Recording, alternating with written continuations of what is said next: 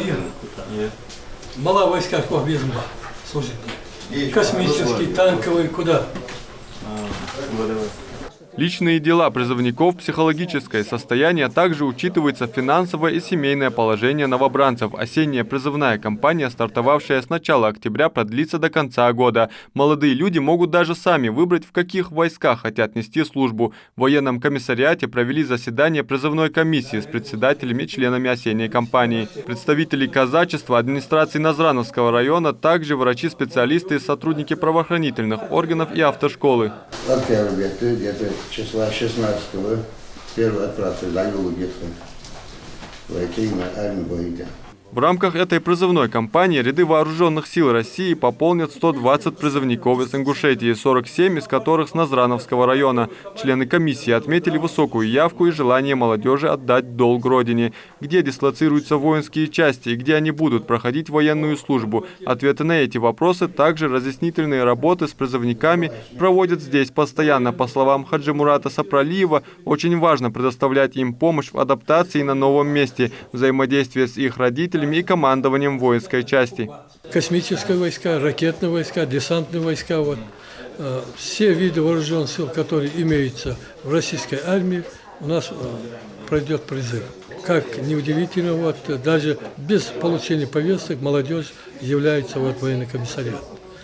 На что я отмечаю свое внимание, что молодежь в последнее время тянется и к учебе, и к военно-учебным заведениям поступать, и вооруженные силы.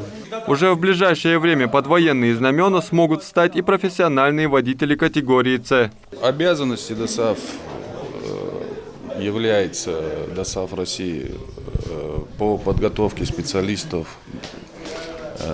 по ВУЗ 837, подготовка водителей, направленных с военных комиссариатов для дальнейших прохождения военной службы в войсках водителями категории 837. Подготовлено весна 75 человек, осень 45 человек. В итогом получается 120 человек на сегодняшний день. Годен или нет, обязательная процедура для призывника пройти медкомиссию, в ее составе 7 специалистов. Если вердикт хотя бы одного из них будет отсутствовать, результаты освидетельствования считаются незаконными. На данный момент у нас около 7 специалистов. Это хирург, терапевт, психиатр, дерматолог, окулист, стоматолог. И каждый специалист, как я и говорил, смотрит призывника по своей специальности. При наличии какой-либо патологии они направляются на обследование. При выявлении или какой-либо патологии ставится статья, и отсюда вводится и годность по категориям А, Б.